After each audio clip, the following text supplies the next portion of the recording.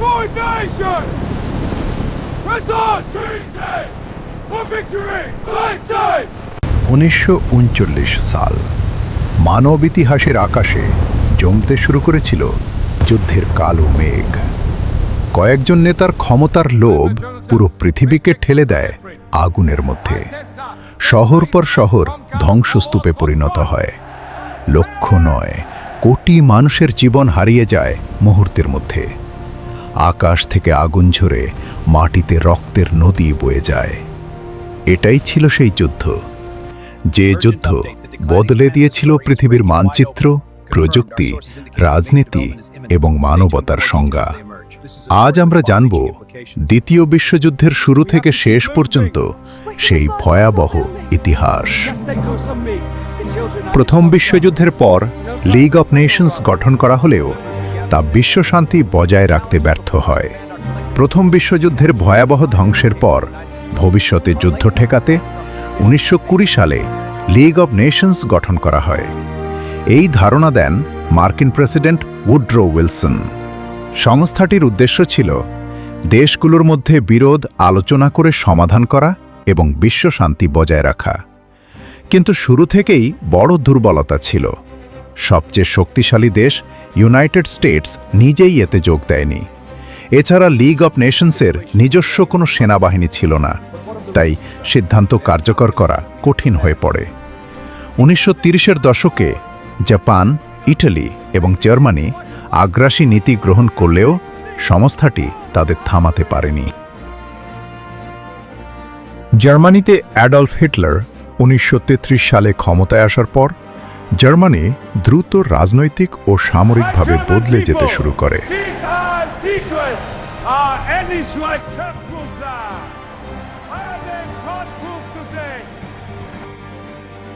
তিনি নাৎজি পার্টির নেতৃত্বে দেশকে শক্তিশালী ও সম্প্রসারণবাদী রাষ্ট্রে পরিণত করার লক্ষ্য নেন।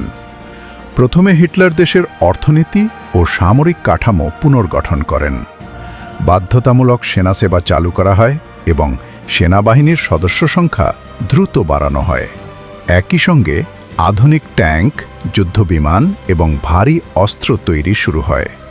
জার্মান শিল্প কারখানাগুলোকে যুদ্ধ সরঞ্জাম উৎপাদনে ব্যবহার করা হয়, ফলে অল্প সময়েই দেশটি বড় সামরিক শক্তিতে পরিণত হয়। হিটলার বিশ্বাস করতেন জার্মানির জন্য আরও ভূমি প্রয়োজন, তাই তিনি প্রতিবেশী দেশগুলোর দিকে সম্প্রসারণ নীতি গ্রহণ করেন। এই সামরিক প্রস্তুতি ও আগ্রাসী মনোভাব ইউরোপের অন্যান্য দেশকে উদ্বিগ্ন করে তোলে। আন্তর্জাতিক চুক্তি উপেক্ষা করে জার্মানির পুনরায় অস্ত্রসজ্জা বিশ্ব রাজনীতিতে উত্তেজনা বাড়ায়। 1 সেপ্টেম্বর 1939 সালে জার্মানি হঠাৎ করে পোল্যান্ড আক্রমণ করে, যা দ্বিতীয় বিশ্বযুদ্ধের সূচনাকে বাস্তবে রূপ দেয়। জার্মানির নেতা অ্যাডলফ হিটলার দীর্ঘদিন ধরে ইউরোপে জার্মান প্রভাব বাড়ানোর পরিকল্পনা করছিলেন। সেই পরিকল্পনার অংশ হিসেবে তিনি দ্রুত আক্রমণ কৌশল ব্লিটজক্রিগ ব্যবহার করেন, যেখানে ট্যাঙ্ক, যুদ্ধবিমান ও দ্রুতগতির সেনা একসাথে আঘাত হানে। আক্রমণের প্রথম কয়েকদিনের মধ্যেই পোল্যান্ডের প্রতিরক্ষা ব্যবস্থা ভেঙে পড়তে শুরু করে। জার্মান বাহিনী গুরুত্বপূর্ণ শহর ও যোগাযোগ ব্যবস্থা দখল করে নেয়, ফলে দেশটি কার্যত বিচ্ছিন্ন হয়ে পড়ে। এই ঘটনায় ইউরোপের রাজনৈতিক পরিস্থিতি হঠাৎ করেই উত্তেজনাপূর্ণ হয়ে ওঠে। পোল্যান্ড আক্রমণের পর ইউনাইটেড কিংডম এবং ফ্রান্স বুঝতে পারে যে জার্মানির সম্প্রসারণ থামানো না গেলে পুরো ইউরোপ ঝুঁকির মুখে পড়বে। তাই তারা 3 সেপ্টেম্বর 1939 সালে জার্মানির বিরুদ্ধে আনুষ্ঠানিকভাবে যুদ্ধ ঘোষণা করে। এর মাধ্যমে একটি আঞ্চলিক সংঘর্ষ দ্রুত বিশ্বব্যাপী যুদ্ধে রূপ নিতে শুরু করে। পোল্যান্ড আক্রমণের পর ইউরোপের পরিস্থিতি দ্রুত উত্তপ্ত হয়ে ওঠে। আডলফ হিটলারের নেতৃত্বে জার্মানি যে আগ্রাসী সম্প্রসারণ নীতি অনুসরণ করছিল তা অন্য শক্তিশালী দেশগুলোকে উদ্বিগ্ন করে তোলে। তারা বুঝতে পারে এভাবে একের পর এক দেশ দখল চলতে থাকলে পুরো ইউরোপ যুদ্ধের মধ্যে জড়িয়ে পড়বে। এই কারণে 3 সেপ্টেম্বর 1939 সালে ইউনাইটেড কিংডম এবং ফ্রান্স আনুষ্ঠানিকভাবে জার্মানির বিরুদ্ধে যুদ্ধ ঘোষণা করে। এর মাধ্যমে পোল্যান্ডে সীমাবদ্ধ একটি আক্রমণ আন্তর্জাতিক সংঘাতে রূপ নেয়। যুদ্ধ ঘোষণার পর ইউরোপে দুইটি বড় জোট স্পষ্ট হয়ে যায়। একদিকে জার্মানি ও তার মিত্ররা, অন্যদিকে ব্রিটেন ও ফ্রান্সের নেতৃত্বে মিত্রশক্তি। এই ঘটনাই দ্বিতীয় বিশ্বযুদ্ধকে পূর্ণমাত্রার বিশ্বযুদ্ধে পরিণত করার গুরুত্বপূর্ণ মোড় তৈরি করে। 1940 সালে জার্মানি তাদের দ্রুত আক্রমণ কৌশল ব্লিটজক্রিগ ব্যবহার করে ইউরোপের বিভিন্ন দেশে অভিযান শুরু করে। অ্যাডলফ হিটলারের নেতৃত্বে জার্মান বাহিনী প্রথমে বেলজিয়াম ও নেদারল্যান্ডস দখল করে, এরপর সরাসরি ফ্রান্স আক্রমণ চালায়। জার্মান ট্যাঙ্ক ও যুদ্ধবিমান অত্যন্ত দ্রুত গতিতে অগ্রসর হওয়ায় ফ্রান্সের প্রতিরক্ষা ব্যবস্থা ভেঙে পড়ে। কয়েক সপ্তাহের মধ্যেই গুরুত্বপূর্ণ শহরগুলো জার্মান বাহিনীর নিয়ন্ত্রণে চলে যায়। অবশেষে জুন 1940 সালে ফ্রান্স আত্মসমর্পণ করতে বাধ্য হয়। ফ্রান্সের পতনের ফলে ইউরোপে জার্মানির প্রভাব অনেক বেড়ে যায় এবং পুরো মহাদেশে যুদ্ধের ভয় আরও তীব্র হয়ে ওঠে। এই ঘটনাটি দ্বিতীয় বিশ্বযুদ্ধের প্রথম দিকের সবচেয়ে গুরুত্বপূর্ণ মোড়গুলোর একটি ছিল। ফ্রান্স পরাজিত হওয়ার পর ইউরোপে জার্মানির প্রভাব দ্রুত বেড়ে যায় এবং পরবর্তী লক্ষ্য হয়ে ওঠে ইউনাইটেড কিংডম। এ সময় ব্রিটেনের প্রধানমন্ত্রী উইনস্টন চার্চিল জনগণকে সাহস যোগান এবং যে কোনো মূল্যে প্রতিরোধ চালিয়ে যাওয়ার ঘোষণা দেন। 1940 সালে জার্মানি ব্রিটেনকে দুর্বল করতে ব্যাপক বিমান হামলা শুরু করে, যা ইতিহাসে ব্যাটল অব ব্রিটেন নামে পরিচিত। জার্মান যুদ্ধবিমান ব্রিটেনের শহর, বিমান ঘাঁটি ও শিল্প কারখানায় আক্রমণ চালায়, কিন্তু ব্রিটিশ বিমান বাহিনী শক্ত প্রতিরোধ গড়ে তোলে। দীর্ঘ কয়েক মাসের তীব্র আকাশযুদ্ধের পর জার্মানি ব্রিটেনকে পরাজিত করতে ব্যর্থ হয়। এই প্রতিরোধ দ্বিতীয় বিশ্বযুদ্ধের একটি গুরুত্বপূর্ণ মোড় হয়ে দাঁড়ায়, কারণ এর ফলে জার্মানির দ্রুত ইউরোপ দখলের অগ্রযাত্রা প্রথমবারের মতো বড় বাধার মুখে পড়ে। একই সময়ে ইউরোপে যুদ্ধ ছড়িয়ে পড়ার সঙ্গে সঙ্গে বেনিতো মুসোলিনির নেতৃত্বে ইটালি জার্মানির পক্ষে যুদ্ধে যোগ দেয়। মুসোলিনি ফ্যাসিবাদী আদর্শে বিশ্বাস করতেন এবং ইউরোপ ও আফ্রিকায় ইতালির প্রভাব বাড়ানোর লক্ষ্য নিয়ে যুদ্ধকে একটি সুযোগ হিসেবে দেখেন। তিনি মনে করতেন জার্মানি দ্রুত বিজয় অর্জন করবে, তাই সেই জয়ের অংশীদার হতে ইতালি 1940 সালে আনুষ্ঠানিকভাবে যুদ্ধে প্রবেশ করে। এরপর ইতালি উত্তর আফ্রিকা ও ভূমধ্যসাগরীয় অঞ্চলে সামরিক অভিযান শুরু করে। ইতালির যুদ্ধে যোগ দেওয়ার ফলে সংঘাত আরও বিস্তৃত হয় এবং দ্বিতীয় বিশ্বযুদ্ধ ইউরোপের পাশাপাশি আফ্রিকা অঞ্চলেও তীব্র আকার ধারণ করে। 1941 সালের 22 জুন জার্মানি হঠাৎ করে সোভিয়েত ইউনিয়ন আক্রমণ করে। জার্মান নেতা অ্যাডলফ হিটলার এই আক্রমণের মাধ্যমে পূর্ব ইউরোপে জার্মান প্রভাব বিস্তার এবং বিশাল ভূখণ্ড দখলের পরিকল্পনা বাস্তবায়ন করতে চেয়েছিলেন। এই সামরিক অভিযানের নাম ছিল অপারেশন বারবারোসা। আক্রমণের শুরুতে জার্মান বাহিনী দ্রুত অগ্রসর হয় এবং সোভিয়েত ভূখণ্ডের বিস্তীর্ণ এলাকা দখল করে। ট্যাঙ্ক, যুদ্ধবিমান এবং দ্রুতগতির সেনা কৌশল ব্যবহার করে তারা বহু শহর ও সামরিক ঘাঁটি দখল করতে সক্ষম হয়। তবে সোভিয়েত বাহিনী ধীরে ধীরে শক্ত প্রতিরোধ গড়ে তোলে এবং দীর্ঘস্থায়ী যুদ্ধ শুরু হয়। শীতের তীব্রতা, সরবরাহ সংকট এবং সোভিয়েতদের পাল্টা আক্রমণের কারণে জার্মানির অগ্রযাত্রা থেমে যায়। এই আক্রমণ দ্বিতীয় বিশ্বযুদ্ধের সবচেয়ে বড় ও রক্তক্ষয়ী ফ্রন্ট তৈরি করে এবং যুদ্ধের গতিপথ বদলে দেওয়ার গুরুত্বপূর্ণ কারণ হয়ে ওঠে। 7 ডিসেম্বর 1941 সালে জাপান হঠাৎ করে ইউনাইটেড স্টেটসের পার্ল হারবার নৌঘাঁটিতে আকস্মিক বিমান হামলা চালায়। সে সময় যুক্তরাষ্ট্র সরাসরি যুদ্ধে অংশ না নিলেও জাপানের সম্প্রসারণ নীতির বিরুদ্ধে অর্থনৈতিক নিষেধাজ্ঞা দিচ্ছিল, যা দুই দেশের মধ্যে উত্তেজনা বাড়িয়ে তোলে। এই হামলায় জাপানি যুদ্ধবিমান যুক্তরাষ্ট্রের বহু যুদ্ধজাহাজ ও বিমান ধ্বংস করে এবং হাজারের বেশি সৈন্য নিহত হয়। আক্রমণটি এতটাই আকস্মিক ছিল যে যুক্তরাষ্ট্র বড় ধরনের ক্ষতির মুখে পড়ে। পরদিন যুক্তরাষ্ট্র আনুষ্ঠানিকভাবে জাপানের বিরুদ্ধে যুদ্ধ ঘোষণা করে এবং সরাসরি দ্বিতীয় বিশ্বযুদ্ধে যোগ দেয়। এরপর জার্মানি ও ইতালিও যুক্তরাষ্ট্রের বিরুদ্ধে যুদ্ধ ঘোষণা করে, ফলে যুদ্ধটি আরও বিস্তৃত হয়ে সত্যিকারের বিশ্বযুদ্ধের রূপ নেয়। 1942 থেকে 1943 সালের মধ্যে জার্মানি ও সোভিয়েত ইউনিয়নের মধ্যে ভয়াবহ যুদ্ধ সংঘটিত হয়।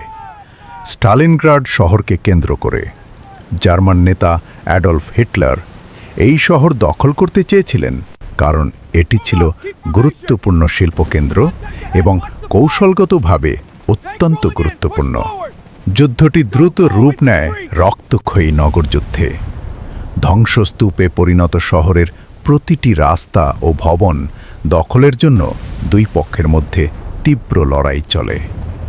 শুরুতে জার্মান বাহিনী অগ্রসর হলেও সোভিয়েত সেনারা শক্ত প্রতিরোধ গড়ে তোলে এবং ধীরে ধীরে পাল্টা আক্রমণ শুরু করে। কঠিন শীত, খাদ্য ও সরবরাহ সংকট এবং সোভিয়েত বাহিনীর ঘেরাও কৌশলের কারণে জার্মান সেনারা অবরুদ্ধ হয়ে পড়ে। অবশেষে 1943 সালের শুরুতে জার্মান বাহিনী আত্মসমর্পণ করতে বাধ্য হয়। 6 জুন 1954 সালে মিত্রশক্তি ইউরোপ মুক্ত করার লক্ষ্যে ফ্রান্সের নরম্যান্ডি উপকূলে একটি বিশাল সামরিক অভিযান শুরু করে, যা ইতিহাসে ডি-ডে নামে পরিচিত। এই অভিযানে প্রধান ভূমিকা রাখে ইউনাইটেড স্টেটস, ইউনাইটেড কিংডম এবং কানাডার সেনাবাহিনী। সকালের দিকে হাজার হাজার যুদ্ধজাহাজ ও বিমান ব্যবহার করে সৈন্যদের নরম্যান্ডির বিভিন্ন সৈকতে নামানো হয়। উপকূলে অবস্থানরত জার্মানির বাহিনী শক্ত প্রতিরোধ গড়ে তুললেও মিত্রবাহিনী ধীরে ধীরে প্রতিরক্ষা ভেঙে ভিতরে অগ্রসর হতে থাকে। এই অবতরণ ছিল ইতিহাসের সবচেয়ে বড় সমুদ্রপথে সামরিক অভিযানগুলোর একটি। প্রচণ্ড ক্ষয়ক্ষতির মধ্যেও মিত্রবাহিনী নরম্যান্ডিতে স্থায়ী ঘাঁটি তৈরি করতে সক্ষম হয়। এরপর তারা ধাপে ধাপে ফ্রান্সের বিভিন্ন অঞ্চল মুক্ত করতে শুরু করে। 1945 সালের শুরুতে মিত্রবাহিনী পূর্ব ও পশ্চিম দুই দিক থেকে অগ্রসর হয়ে জার্মানির ভেতরে প্রবেশ করে। পূর্ব দিক থেকে সোভিয়েত ইউনিয়নের সেনাবাহিনী এবং পশ্চিম দিক থেকে যুক্তরাষ্ট্র ও ব্রিটেনের বাহিনী দ্রুত এগোতে থাকে। অবশেষে তারা জার্মানির রাজধানী বার্লিন শহরকে চারদিক থেকে ঘিরে ফেলে। শহর জুড়ে তীব্র যুদ্ধ শুরু হয় এবং জার্মান প্রতিরক্ষা ব্যবস্থা দ্রুত ভেঙে পড়তে থাকে। পরিস্থিতি সম্পূর্ণ নিয়ন্ত্রণের বাইরে চলে গেলে জার্মান নেতা অ্যাডলফ হিটলার বুঝতে পারেন যে পরাজয় অনিবার্য। 30 এপ্রিল 1945 সালে বার্লিনের একটি বাংকারের ভিতরে হিটলার আত্মহত্যা করেন। তার মৃত্যুর পর জার্মান নেতৃত্ব ভেঙে পড়ে এবং যুদ্ধ চালিয়ে যাওয়ার সক্ষমতা দ্রুত কমে যায়। 30 এপ্রিল 1945 সালে অ্যাডলফ হিটলারের মৃত্যুর পর জার্মানির সামরিক ও রাজনৈতিক কাঠামো দ্রুত ভেঙে পড়ে। পূর্ব ও পশ্চিম দিক থেকে মিত্রবাহিনীর অবিরাম অগ্রযাত্রার ফলে জার্মান সেনাবাহিনী আর প্রতিরোধ চালিয়ে যেতে সক্ষম হয়নি। অবশেষে 8 মে 1945 সালে জার্মানি আনুষ্ঠানিকভাবে আত্মসমর্পণ করে। এই দিনটি ইউরোপে যুদ্ধ শেষ হওয়ার প্রতীক হিসেবে victory in Europe day VE day নামে পরিচিত। এর মাধ্যমে ইউরোপ মহাদেশে দীর্ঘ 6 বছরের রক্তক্ষয়ী যুদ্ধের সমাপ্তি ঘটে। জার্মানির আত্মসমর্পণের পর ইউরোপের বিভিন্ন দেশে আনন্দ উদযাপন শুরু হয়, কারণ মানুষ যুদ্ধের ধ্বংস ও আতঙ্ক থেকে মুক্তির আশা দেখতে পায়। তবে তখনও এশিয়া অঞ্চলে যুদ্ধ চলছিল, কারণ জাপান আত্মসমর্পণ করেনি। ইউরোপে যুদ্ধ শেষ হওয়ার পরও এশিয়া অঞ্চলে যুদ্ধ চলতে থাকে। তখন ইউনাইটেড স্টেটস জাপানকে দ্রুত আত্মসমর্পণে বাধ্য করতে কঠোর সিদ্ধান্ত নেয়।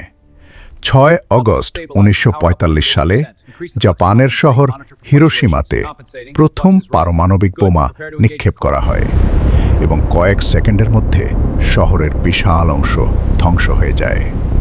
এর 3 দিন পর 9 আগস্ট 1945 সালে দ্বিতীয় পারমাণবিক বোমা নিক্ষেপ করা হয় নাগাসাকি শহরে। এই দুই হামলায় লক্ষাধিক মানুষ নিহত হয় এবং আরও অসংখ্য মানুষ বিকিরণের প্রভাবে দীর্ঘমেয়াদী ক্ষতির শিকার হয়। পারমাণবিক বোমার এই ভয়াবহ ধ্বংসের পর জাপান বুঝতে পারে যুদ্ধ চালিয়ে যাওয়া অসম্ভব। এর ফলেই কয়েকদিনের মধ্যে জাপান আত্মসমর্পণের সিদ্ধান্ত নেয় এবং দ্বিতীয় বিশ্বযুদ্ধের শেষ অধ্যায় শুরু হয়। 15 অগস্ট 1945 জাপান আত্মসমর্পণ করে। দ্বিতীয় বিশ্বযুদ্ধের সমাপ্তি ঘটে। 6 বছরের রক্তক্ষয়ী সংঘর্ষ, কোটি মানুষের প্রাণহানি এবং অসংখ্য শহরের ধ্বংসের মধ্য দিয়ে শেষ হয় দ্বিতীয় বিশ্বযুদ্ধ। এই যুদ্ধ শুধু মানচিত্রই বদলায়নি, বদলে দিয়েছে বিশ্ব রাজনীতি, প্রযুক্তি এবং মানবতার চিন্তাধারা। ইতিহাস আমাদের শেখায়, ক্ষমতার লোভ যখন সীমা ছাড়ায়, তখন তার মূল্য দিতে হয় পুরো মানব জাতিকে।